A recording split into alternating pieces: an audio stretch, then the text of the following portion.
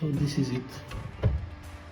The repair is done. We also have to do here the same thing, but not now. In the near future,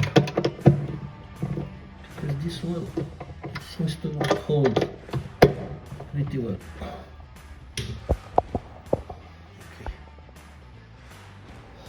I hope you liked it.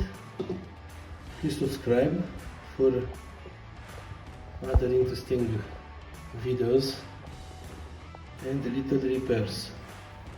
Thank you. Thanks for supporting the channel. Bye bye guys. Bye.